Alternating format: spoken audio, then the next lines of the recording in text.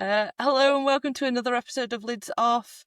I'm your host, Bo Snow. I'm joined today with a very special guest. Would you like to introduce yourself, Queen? Yes, hello, my name is Zoe John. I play for Birmingham Lions and the GB Lions. Pronouns are she, her.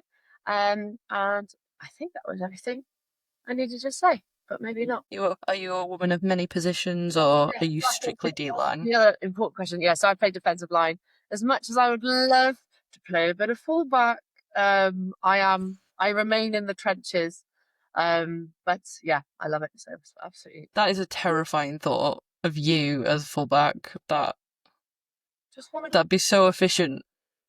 I did. I won't let anyone live it down because I played when I used to play for Cardiff Valkyries as my first team, and we had a season where I would go in as quarterback, get the ball, and just run because for some reason we had like a plethora of O line, which is unheard of.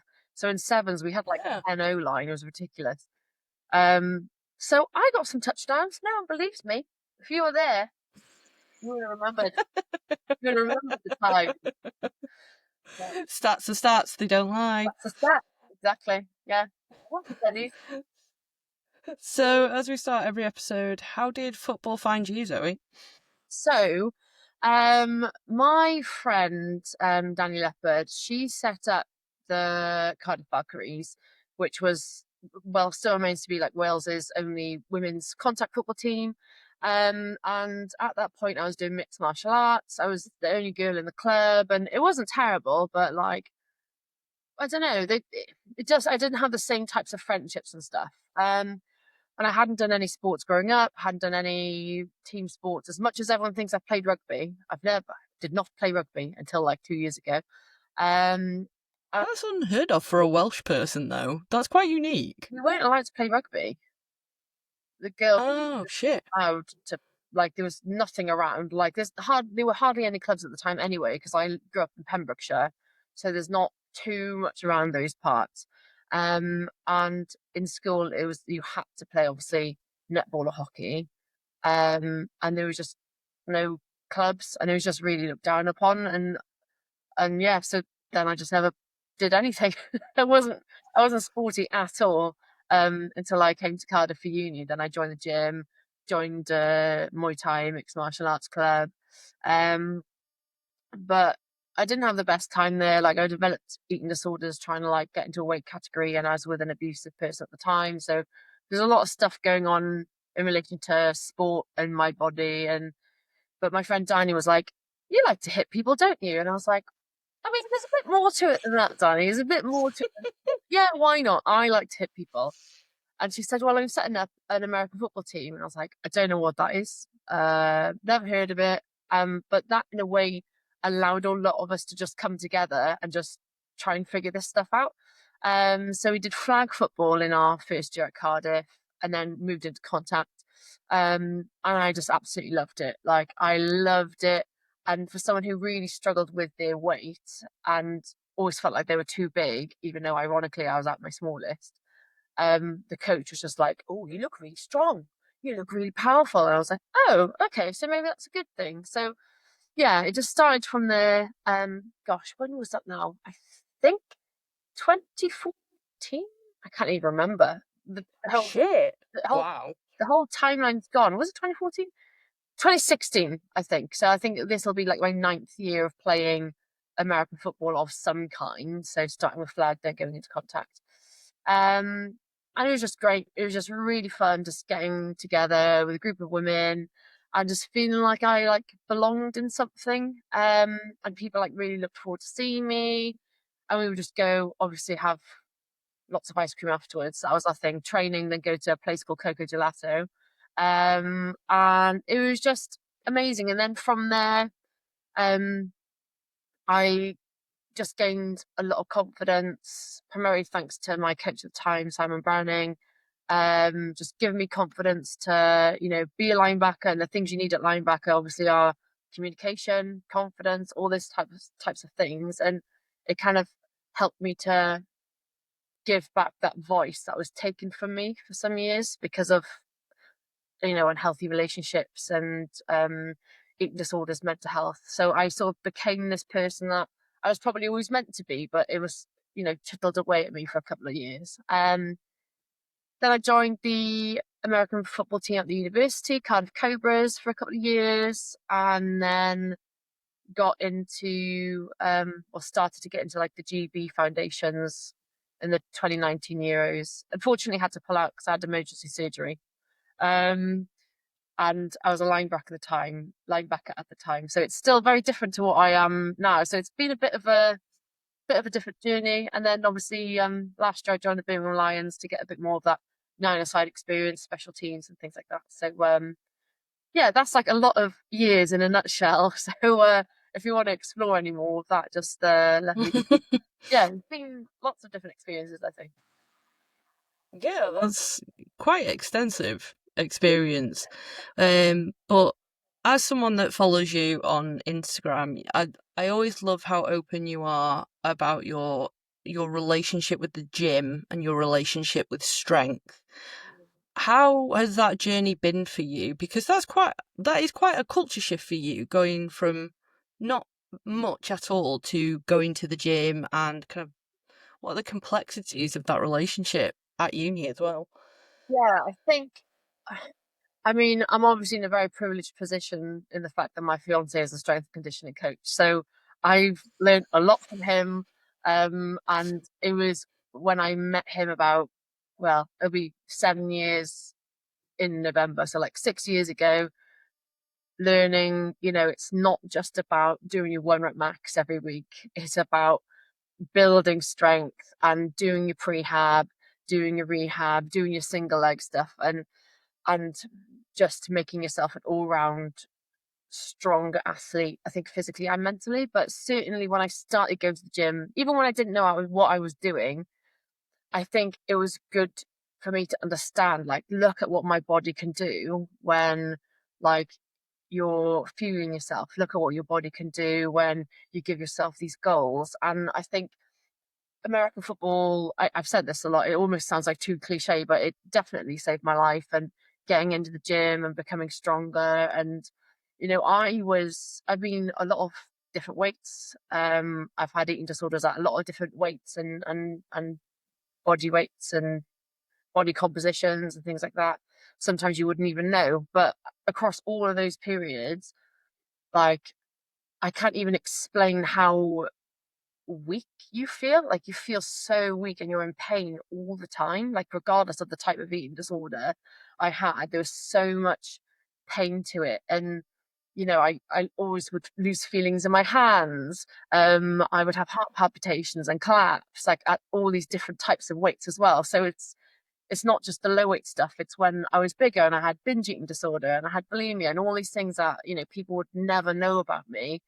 So getting into the gym and, you know, making myself have this strong foundation and knowing that I had to eat properly if I wanted to go to the gym. And again, knowing that I had to eat properly if I wanted to play an American football game. Like, it's not a game for the light-hearted, right? Mm. And and then learning, okay, so if I want to also not be injured afterwards, I also have to, look after myself in the gym and not just do the one rep maxes. As love as I love a deadlift one rep max, it's not the most productive in making yourself a stronger, faster athlete. So yeah, it's been a bit of a rocky journey in sport, because obviously getting into sport in the gym, I did that in a space where I didn't like myself. So I used the gym to punish me. And then after joining American football and getting into strength training, I came out the other end, and I see it as this really useful tool to help, to help recover and to help make me strong and recover in a lot of different ways, mentally and physically. So, but yeah, I'm definitely a very lucky woman to have a strength and conditioning coach who keeps me in check a lot, especially post games when the old mental health can be a looming cloud, I suppose. But shout out to TM performance coaching. Yeah, he's great. So first of all, thank you for sharing that. That's, you know, it's going to help quite a lot of people. You talking so openly about something like that. So if we talk about, you've previously mentioned that you'd not previously engaged in a team sport. Um, how hard or what were the challenges in kind of joining a team sport? Because joining a team sport when you don't like yourself, but you're trying to show up for people that you're forming bonds with while simultaneously not liking yourself. How hard was that for you? I think because the sport was so new and because I always wanted to learn, I think it actually helped me just forget about all the other stuff that was sort of on my shoulders at the time. There would be when I was in my darker period. So, for context, I had lost a friend to suicide and lost three grandparents all within a year and a half. It was really intense, and Jesus. there were some training sessions where I couldn't do anything, but I was there, and the coach and the players would be like, "Look, you're here, and that's the most important thing. Like, do what you can." And they were just so supportive, and they really helped me get through that dark time. And I think it's knowing if you have someone that's struggling at a club, it's knowing how to react to that, and people are going to react in different ways. And I'm just lucky that that was the best approach for me. They were really understanding. But I think it was just because I really just wanted to understand and I wanted to, you know, learn defensive things. And I mean, it is just, I just like hitting people. It is quite fun. My friend was like, but I think 'cause I was also so driven to get into GB, like, that was my thing. Like that was my goal that I had on the pedestal to be like, you've got to get through this time because you've got this coming up and you've got this coming up. And um, yeah, I think it can be quite daunting for anyone to join a new club, like especially if you don't know what the culture's like. You might have anxiety traveling and you might have to go on the train. Like there's all of those different sorts of things. But I've been really lucky. Like even now with Birmingham, it's a much bigger team. It's a really established team, and it's like a home away from home. And it feels like I'm still part of that really like initial culture of just fun, acceptance, and yeah. Even though it's technically in a different country, I just still feel like I'm at home there. Um, so yeah, I don't have the accent. Don't have the accent for Wales actually, even though I lived here my whole life. But yeah, it's I think if you find yourself a good club and you find yourself a good culture, it comes quite naturally. I think to want to go back there again, like you should have players and coaches, checking in on you. It's like if you have a rookie day, right? You've got committee members or people that naturally relate to people going, "Oh, did you enjoy yourself? Do you have any questions?" And all those things can really make a difference, I think. But you never know unless you go.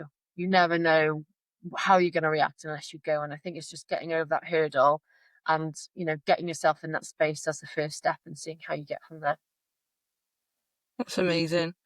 So what I know you've said that you just enjoy hitting people, but I also know that you are someone that strives to kind of, well, I perceive you to be someone that strives for information and knowledge. Mm. What was it about American football that kind of had you hooked from the get-go? Yeah, I think, obviously I play D line now, but I was a linebacker, Mike linebacker. And I think for me, it was that role helped me to help other people. And I'm helping to tell them where to go, what the strength is. I was captain for the Valkyries for quite some time as well, so that was a privilege in and of itself. But I think it was the orchestrating. I think it was just something that came really naturally, and just I don't know, there's just something so exciting about shouting and demanding and moving people and like seeing it all come together, that I just really enjoyed. So yeah, it's certainly not just the physical impact. I think it was just the like I liked maybe being able to be a leader because I hadn't had the opportunity before. And I mean, people that know me know I'm a little golden retriever, chaotic, ADHD, undiagnosed girly. So it might be that as well, having that, ability to just let loose, whether like verbally or physically. And yeah, I just really enjoyed it. And our coach was really big on trying to get us to understand the philosophy of why we're doing things. So not just saying, okay, these are the rules. If there's a running back, then we're going to call the strength away from the running back. It would be right. Do we understand what the O line are trying to do for this running back? Do we understand what receivers are trying to do? And I think that's also why I want to understand more, because he set that precedent very early on. And it also helps, I know people say a lot with women's teams that why the why Mm. section happens. So maybe he was preempting that. But yeah, it's just been something I've found really valuable going forward at all stages, is just trying to understand both sides of the ball to just understand the bigger picture. Now, I don't always understand everything, but I try. Um, yeah, I think it just makes you, or can make you, a better player, having a bit more of an understanding. It's like with if you play D line, right? You should be trying to understand what the linebackers are doing behind you, so you know the consequences of if you miss your gap, which I sometimes still do by accident. But yeah, it's just fun. It's just fun trying to understand all these different chess pieces being put together. That's amazing. So you briefly mentioned about GB Foundation program, because I imagine the GB program looks quite different to when you first started. What planted the seed? What made you want to go for it? I think after our first contact season at Valkyries, and this was back when we were five-a-side now, so it is going back some time. I think I was all the teams would nominate their MVP, and it was mostly like quarterbacks, running backs. And then I think I was like the only linebacker in that cohort when we had like the cross conference. And then I was like, oh, I'm actually quite good at what I do. I don't know. So, and then my coach was like, yeah, like you're good. You're doing really good. You're doing really good at this stuff. And around that time, maybe a year later, the GB squad at the time were doing Worlds in Canada, and all the teams would be like doing incentives to help get people to have awareness. And I think we were walking a certain amount of steps to raise funds and raise awareness of how far they traveled to get to Canada. And I was just like, wow. Like I was like, wow, there's a GBT. And you'd have people doing like YouTube videos, and they would be sharing what they've been doing. And I was just completely like celebrity gobsmacked. Like I was like, wow. Like that was the one word I could think of. And I was like, wow, it'd be really cool. It'd be really cool if I could like get there. And then Diamond Series at the time, for those young people that don't know what Diamond Series is, my grey hair showing. Um, so bringing together all the women's teams across the UK and splitting them into, it was North, Midlands, and South when I did it. So Midlands massive. Can't remember the actual team. Heartland Shock, that was it. With very questionable jersey designs for anyone who remembers. Were those the digital camo Yeah, ones, or? yeah, it was. Um, but it was that was, I suppose, like an open trial for the GB squad. So based on your performance in those games, they would invite you to come along to the GB squads. Um, and I was linebacker at the time, and I felt completely out of my depth. Like I hated going. Like this is what I mean. It's been a really big journey. So I was like, right, I finally got this thing. Finally got into like GB training squad. But obviously the depth of knowledge is so different when you first get into a program compared to what you're at several years down the line. And that's very natural, right? You come from a five-a-side team, seven-a-side team, then you go into 11-a-side. You're looking at the amount of people, um, and I felt like I had gone from a big fish in a little pond to tiny fish in a mass of sea. But I think that's natural. And yeah, it was all a bit of sweet that by the time I felt like, no, actually, no, I do belong here.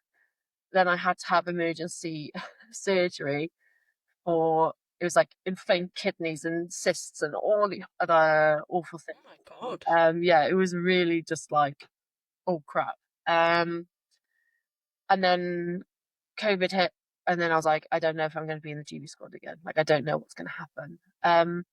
But then they opened up the trials, and I went, and then I felt a bit more confident in myself.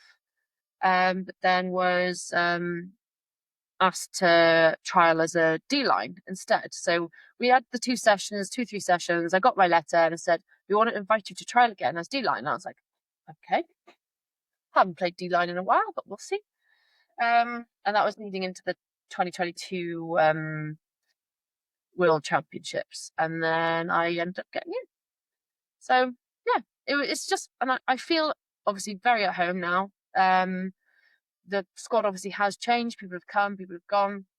But I think that's why, you know, a lot of a lot of the girls that are there now, who are the rookies in the 2019 Euros, obviously we all remember what it's like to come and be completely new. Um, and just making sure that everyone's settling in, everyone's doing their homework, and everyone better be doing their homework if anyone's watching. But getting to know the playbook, inside and out, all those different things. So yeah, it's just been a weird journey that it's quite scary that I'm now a veteran player. I think I'm one of 5 defensive players now that have been there for a few years, and I'm like, no, no, I'm still a baby. I'm still a baby. I'm still finding my way. But yeah, it's been a bit of a whirlwind journey, I think. But and I realised I just talked a lot at you then, mate. So Oh no, no, this is beautiful. What helped during that time of I don't belong here, kind of during this Diamond series? yeah, I mean, the Diamond series I loved. Like, I loved the actual Diamond series, and I was one of the captains, and I was like, oh my god, this is cool. But I think, you get to a GB camp, and then it's like, oh, like it was obviously still fun, but it's like, oh, we're actually going in to compete, and then it was just like you look at all the people around you that have been to like the worlds before, and you're like, oh my god, that's Rachel Moody, that's supposed to it. Yeah, these are all the people. And then you want to obviously look good and do your best. And even though everyone makes mistakes, I think when you're so new and you make a mistake, you literally think, oh my God, that's it, I'm out. That's it, I'm out of it now. And then it's like this spiraling effect. And yeah, it's not always good for the noggin. But you also have a much more complicated playbook. Um, Mm. and all of those different things. But what helped me actually realise, no, I do belong here. We had a team meeting. I can't remember who it was. It might have been Amy Cottingham, might have been Bo. I don't know. But it was sort of you all belong in this program. Like, stop worrying. You belong in the program. Because we were thinking about also how to like fundraise for the team going forward. And yeah, and I just remember in that meeting, I can't remember exactly what words were said, but I remember going, yeah, yeah, I do. Yeah, okay, I belong here. I'm going to make myself feel like I belong here. And then it was literally like the week or two later, yeah, it was like emergency laparoscopic surgery. So it was just like, it was a lot of moving around the core, and I had to learn how to like sit up again, and it was just really rubbish. Um, but yeah, I think that was a moment, having someone tell you that you you all belong here. There's a really like you were selected based on like everyone has the potential in this room, and I was like, okay, yeah, yeah, cool. And then I had to have surgery, but who knows? Like I do think sometimes like my little journey, as up and down as it has been, like if I got selected, would I not be D-line now? Would the Sharks exist? I don't know. But yeah, I love where I'm at now. So I think that's the important thing for me.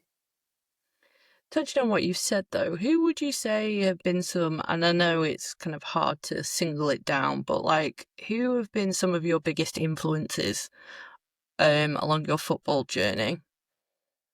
I think like the first person I'm thinking of right now is Big Boy, Vicky Ware. Like, that woman is an absolute angel, but also on the field, she's absolutely terrifying. And I think, she had come from a small team like me as well. There weren't many of her team on the squad. Like, that's the other thing, right? I was the only person. No, actually, Ruth Lewis is there as well from Cardiff, but two girls from Cardiff. Majority were probably, can't remember at the time, probably Birmingham Lions, probably some London, probably some Teesside. Can't remember off the top of my head now, but it's really hard coming from a small team when you don't know Mm. anyone. Like, just naturally, you don't really know that many people. So yeah, she obviously came from a smaller team, and I think she's just such a genuinely great person, and it also showed me that you can be a nice person and a hard player at the same time, and I think that's really important. Um, you can bring people together, you can help drive each other on the field, but also off the field as well, and like help bring people together. But she's just a great. She's a phenomenal player. So I've always looked up to her. And she's always been there for me if I need a chat or a chin wag. And yeah, there's probably some others as well, but I think the first person is Big Boy that pops into my head. So yeah, she's just wonderful. That's amazing. That's amazing. So, what was that like? What were the biggest mental challenges for you coming back from that surgery? Because I know you said that you kind of initially thought, well, I'm never going to go back to GB again. I might have lost my spot. What was that like for you? Yeah, oh mate, the first 6 months were really hard. So I had my surgery, I think it was in April time. Yeah, it was at Easter holiday. I missed a beef Wellington. I was really annoyed. I love that you remember that. Oh well, I missed a beef Wellington. My partner's parents were making a beef Wellington, and then we were gonna do a little Easter egg hunt, and I just collapsed in the bathroom instead and had to go to hospital from pain. Yeah, it was literally like so random. But I remember the whole day, and I remember being so upset about missing that food. Maybe I was obviously meant to be a lineman after all.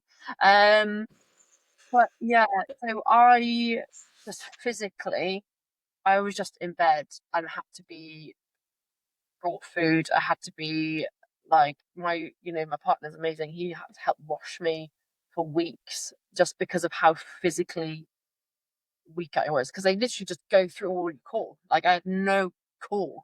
Like He was. it was really scary. And like later that year I was meant to play, so I played Aussie rules football as well, for Wales. I haven't, for a few years now, but at that time we had our European Cup later in the year, and I was like, not gonna be able to play for Wales. Um but it was a lot of slow rehab. But again, this is why I say I'm just so lucky to have him, because if I didn't, I would probably think, oh, I shouldn't do anything at all in the gym. Like that's me done. But he was like, no, you need to strengthen up your core. So eventually, through the small types of exercises and like learning what are my limits, and just mostly a lot of walking, but like dead bugs, all this sort of cool stuff. I managed to play the European Championship, like I think it was like 5 months later. Like it was like Holy shit. bit towards the end, because obviously you've got scar tissue and stuff, but like the fact that I was able to do that is such a testament, I think. But yeah, but it's one thing to play Aussie rules, and then another thing to think later down the line American football, because the contact's different. It's Aussie rules is a lot of running, bloody cardio. But the tackling is very different. So you could tackle basically just like holding someone's shirt, and if they don't get rid of the ball in a certain amount of time, that's a tackle. Um, Obviously, American football very different. And you always have a lot more people hitting into you in American football as well. So I was a bit unsure. But it's just been slow, steady consistency. And then yeah, I can't remember exactly how I felt going back to GB. I think obviously nervous, but I also knew a lot more people than I did when I went originally. So it was you just feel a bit more at home when you know people. So yeah, I just tried to get stuck in. I tried to do more things like even if I was wrong, eventually, if you know I wasn't sure of the answer, I would always try to say an answer, and I would try to make myself be seen a bit more, because I think I just like went into a bit of a shell in the 2019 Euros, and like it's what I say to people now. Like if you mess it up 100%. Like you might call the strength wrong. If everyone's wrong, everyone's right, and you'll learn from it. And I've tried to hold that kind of belief to myself as I've continued in the program, because like now I'm not scared of being wrong. Sometimes I'm very wrong, and the coaches are like, "No." I'm like, "Okay," but I know I've learned from that experience, and if you don't ask, you will never know. And the worst thing you can do as a player, especially of that program, is just be silent and not be worried about making mistakes. Like people in the NFL make mistakes. Like people make mistakes all the time. If they didn't, it would be probably be very boring, because they would either get all the touchdowns or no touchdowns at all. So yeah, that's something I try to reiterate to myself and other people as well. Like, don't be worried about being wrong. Like the worst thing you can do is be quiet, for lots of different reasons, because you'll never learn. You'll never learn by just, you know, becoming like invisible, I suppose. But yeah. Cool. So, I mean, sidestepping similar kind of. You talked about playing the Euros. What is Zoe's? What are you like on game day? And this could be international. This could be domestic. Kind of, what's game day look like for you? Hmm. So this is a very interesting one, where I think the mental health side of it, and the what football means to me now compared to what it did, it changes a little bit. So like what in my early years, I was just like, yay, football! I love football. And now I still love football, but I think, as many athletes do, I think I hold myself to such what's it, like unreachable, unattainable standard, if you get what I mean. And I think I don't know why, like even when I was young, I never had pressure from parents. I never had this, that or the other, but I always feel like in many cases that I'm not good enough. And it takes me a few days after game day to like resettle and be like, no, you just got for some reason a really warped sense of like expectation for some reason. And it might be because, I spent many years trying to prove my self-worth to myself and other people. But yeah, like sometimes game day I'm really excited, and then like sometimes like if I've got work the day before, I'm just too exhausted. Like for the last Euros game, um, so I'm a university lecturer, and my one of my administrative roles is working the university clearing. So I lead the clearing for my department. So when students don't get what they want, they ring the phone lines. It's like a week operation. It's like a call center. Um, and I had left work Friday, like at 4, got to the stadium. Everyone had already trained. I missed the training because I couldn't get it off. Played, got a silver medal the next day, then literally left as soon as the game was done to go back to work on the Sunday. Like it was just really intense, and I was just, Oh my god. I felt like I was in a complete out of body experience the whole game. Like, and that's the first time it happened. I was a bit like, I was in the shield on punt. I forgot to call something twice. I didn't go on the field for the field goal. Sorry, Ruth. I know she was. I could see her angrily pointing on the footage. I was like, Gaff, Gaff, I'm very sorry. It's like, it's okay. But like all I'm just so exhausted. All I wanted to do was cry, and I think it was just such a long European campaign. It was like 2 years, 4 different games. I was just like, I think I just want this to be over. Like, I'm exhausted.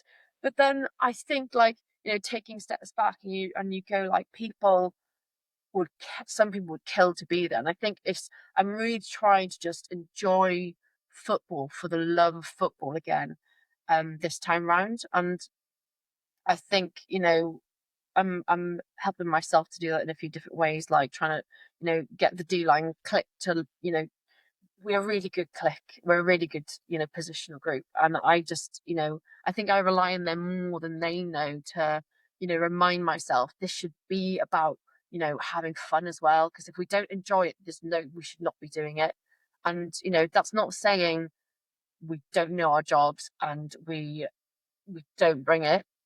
But I think it's just the enjoyment of like hitting someone, the enjoyment of seeing your friends do well. I think that's what I'm going to focus on. So yeah, I think before games I can be really up and I can really enjoy it in the moment. After the game is where I'm like, oh, I'm a big pile of poo. And it's just I just know that's for some reason my natural process. And then a couple of days after I'm like, okay, no, maybe you did better than you thought. But I think that's quite normal though, in a weird way. Um I mean, people can let me know if this is normal or not. I think it might be because of the GB expectations and things like that. Maybe I'm being too hard on myself, which I probably am. I think I am, but No, I was going to ask that. I was going to say, is it because you have reached that level that there's this perceived expectation that you're going to be perfect every game? Is it one of those things? yeah, I think so. I think like yeah, I think like I just want to be the best at what I can be. Like I want to be my version of my best, and unfortunately, again, no one's perfect. Like but I'm very hard on myself. And I know, obviously I've talked quite a lot about my like personal traumas and personal experiences. And I do remember my counselor saying, you don't treat yourself with the basic humanity that you give other people. And Oof. I think it's like, obviously not as extreme because, we're talking about a game, but like, I think it's that kind of stuff. And I say to myself, right, you're thinking these things. Would you say that to your younger self? That's my first check. Like, would you say this to like little Zoe, who's like got a little awful haircut and is like in the little chef's outfit? For anyone who's seen the little Instagram photo of me in the chef outfit. And then would you say that to other people on your team?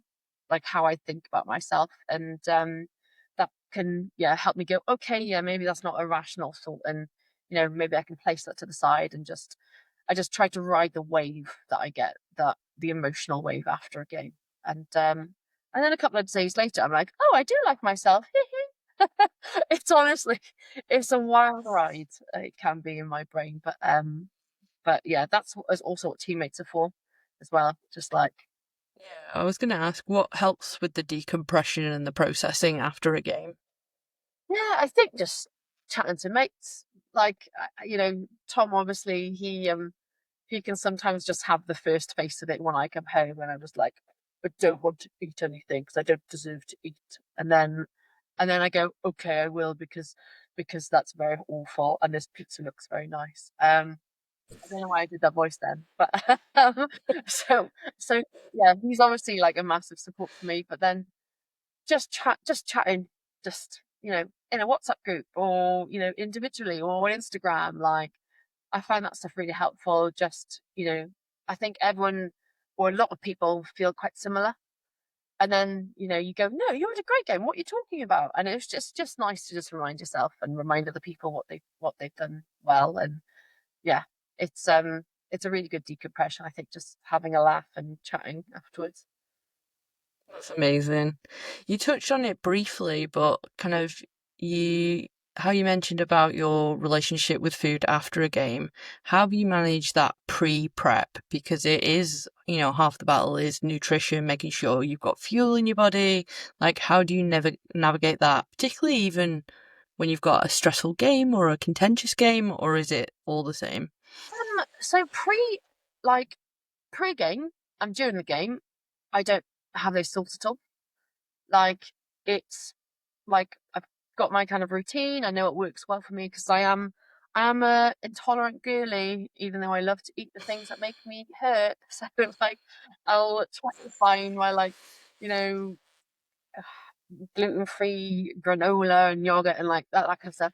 So before game, I'm fine. Generally in the weeks, I'm fine. It's just that for me, which is why, recovery is always a process as well with eating disorders. Because if I if I know I've had a great game, I don't have it. If I think I haven't had a great game, that's when it's like you don't just. It's like having this bully like in your ear, like you don't deserve to eat anything, like you don't deserve to have this.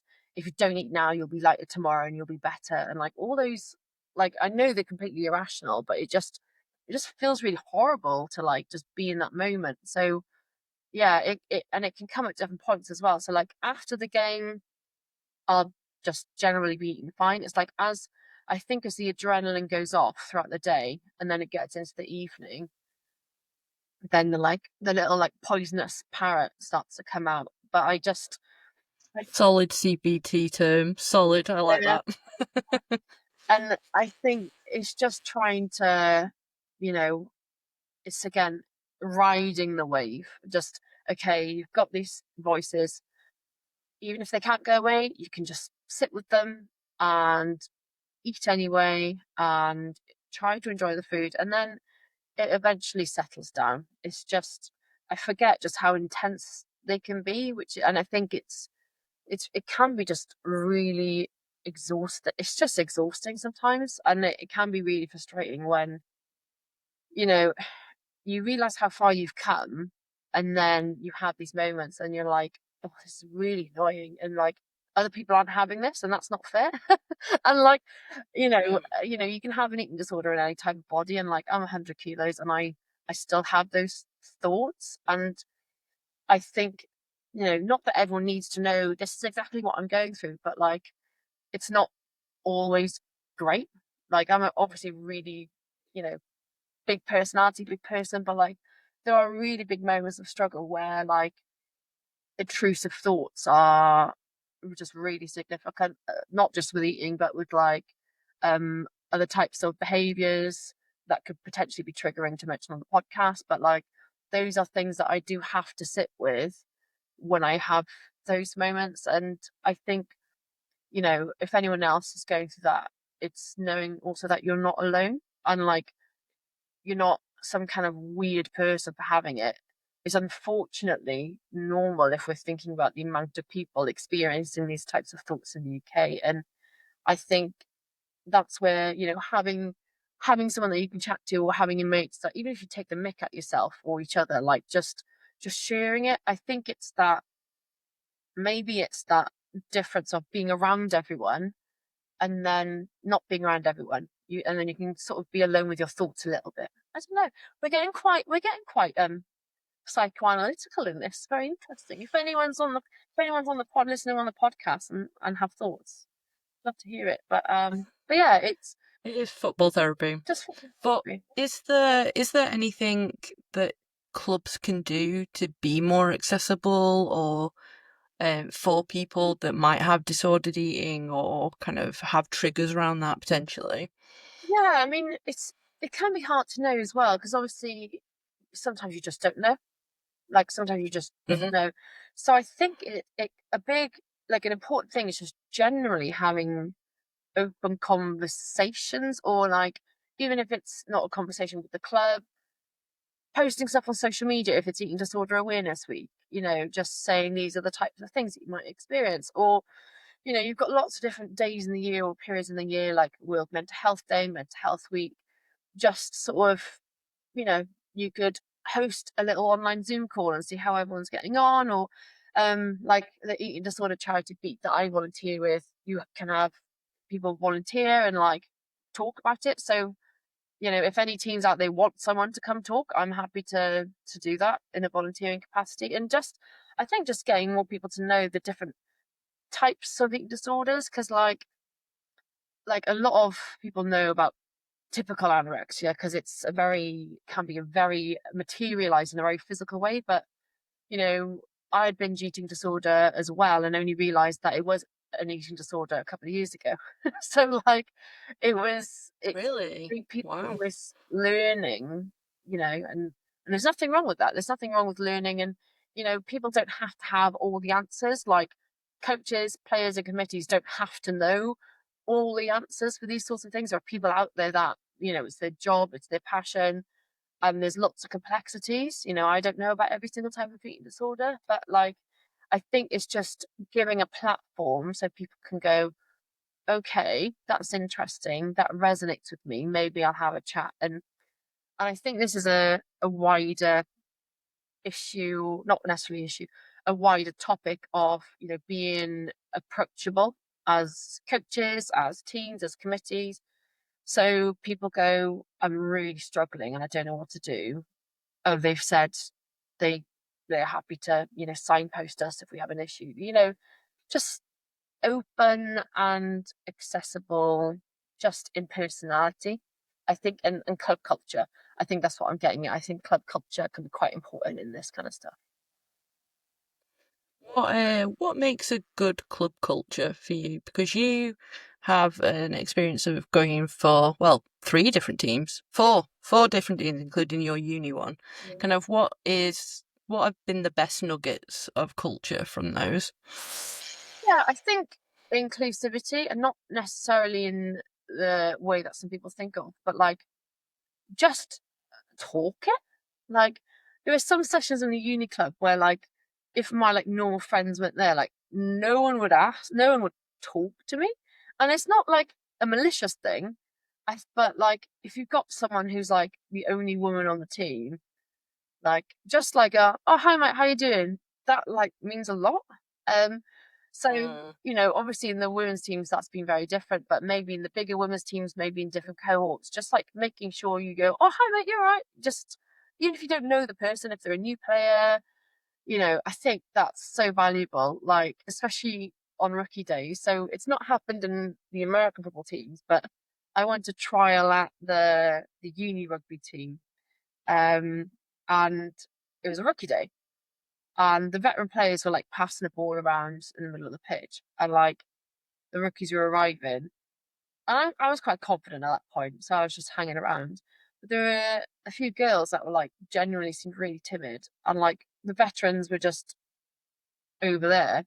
And I was like, all right, I'm going to introduce myself to this girl that's clearly very scared. And yeah, it was just baffling. But they were not very nice. Yeah, so I think just chatting, just being open, just being approachable, and yeah, I think that's just a really important thing. Just making sure you just treat people like people. I don't think it's very formal. But but yeah, I think that's the main thing. That's what makes me feel at home enough to then want to come back, or to, you know, ask questions or explore issues that I've got. It's that, you know, just niceness about things, isn't it? No, I completely agree. Yeah. So if we move to kind of your career, uh, what would you say has been some of your proudest moments of Or football?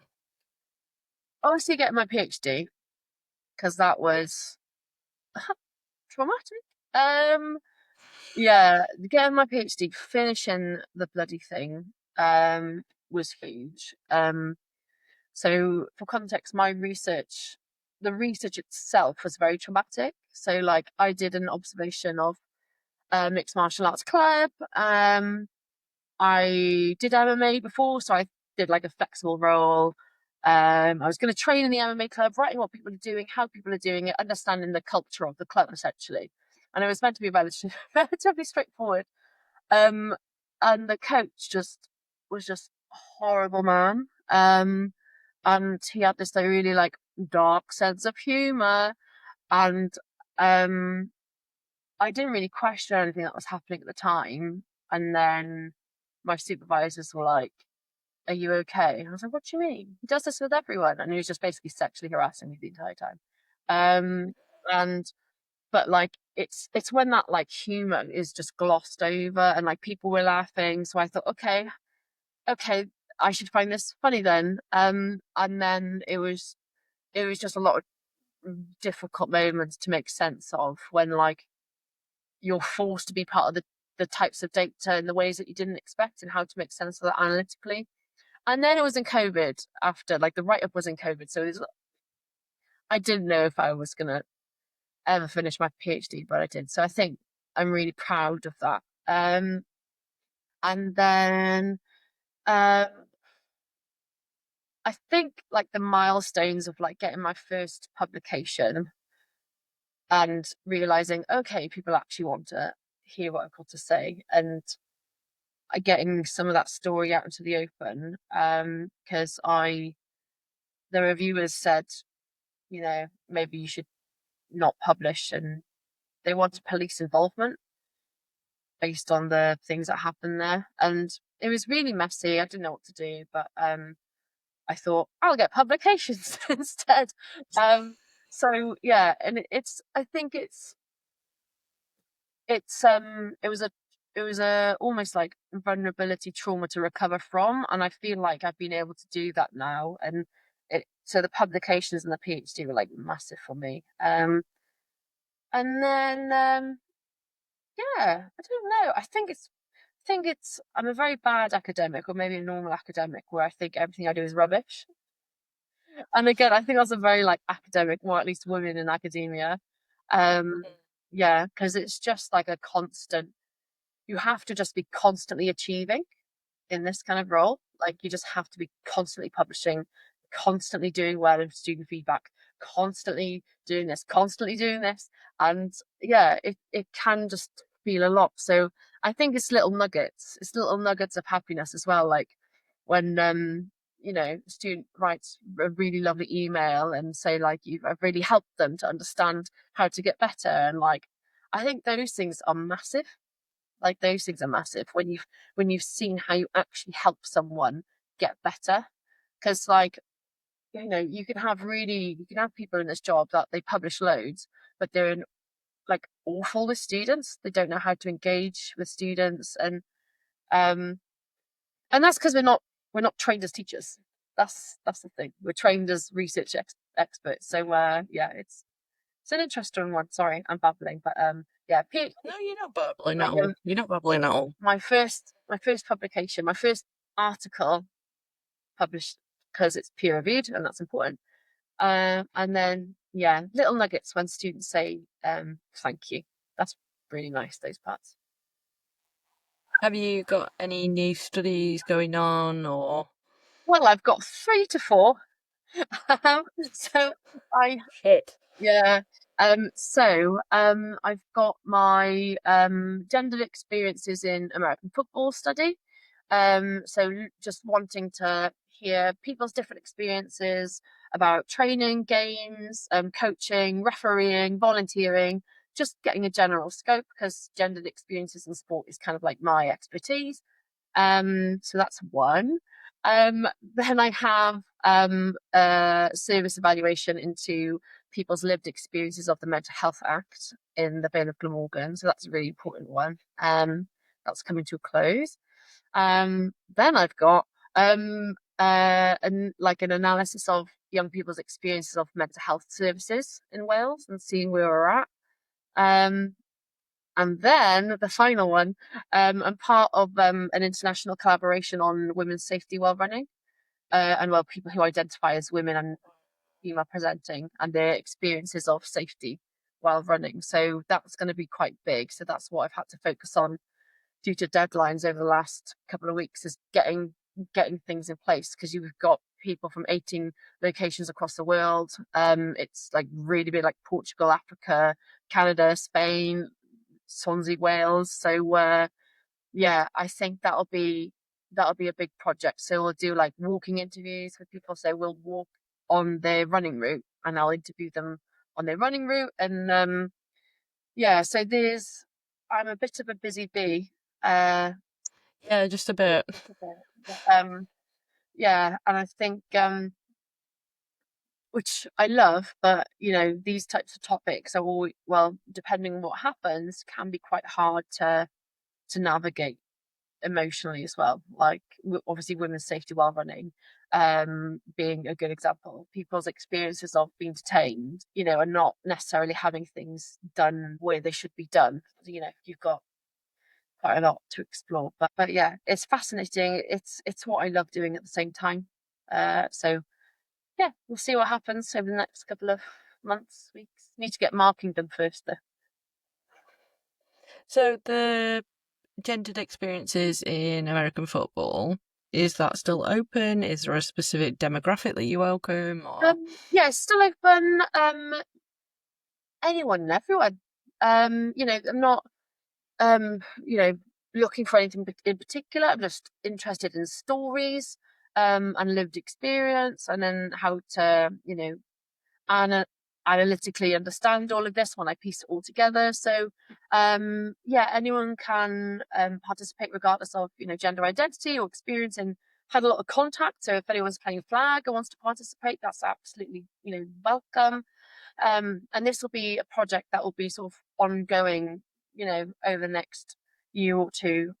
As our brief conversation has highlighted, there's a lot of different things to manage. So it'll be like sporadic periods of interview and a break, and interview and a break. But yeah, like open to basically anyone who has played in the UK, and there's no sort of um time limit on, even if you participate for a couple of months and you want to have a chat about it, like it's really open. But yeah, I think amazing? And what 20. how do they get in touch with you? So you can give me an email, z.e.john@swansea.ac.uk. Or there's my Instagram page, the GAF Project, GAAF, that you can send a DM to, and we can have a little chat. But it's more like conversations with a purpose. That's what I try to frame all my interviews as. It's going to be really informal. We'll just have a chat about things that you've experienced. And I'm not sure when the actual final analysis will happen. But yeah, there's a good like 25 interviews so far.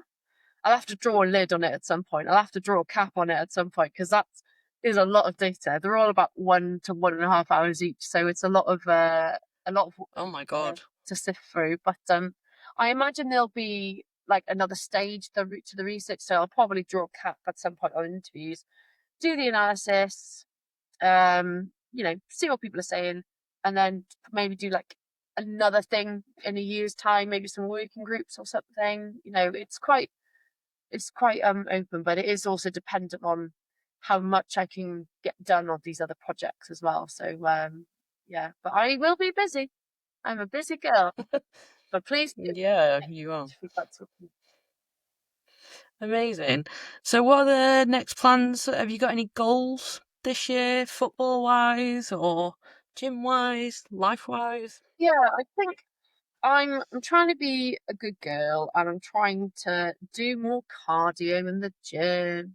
So I'm just trying to hold myself account to these little cardio bits. Just do at the end. I just want to be a bit fitter. Um, Strength and conditioning. I'll probably do less of the conditioning. Just strength, less conditioning. And I'm captain for Birmingham again this year, which is like a huge thing.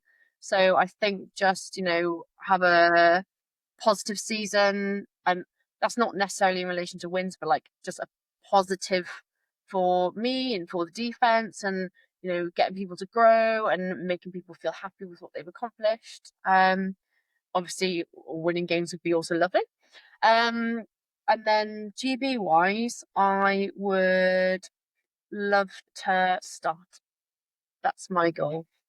Um, which is probably more of an ego thing than anything else. But I would just love to say that I've started for GB. But yeah, I think there's some really good things to look forward to this year. Um, Especially if I keep doing my running. To be fair, I think the fact that that one that you posted yesterday on your Instagram, the pull up Uh, at 25 kg, that is witchcraft. Very proud of you for that. Thank you. I Honestly.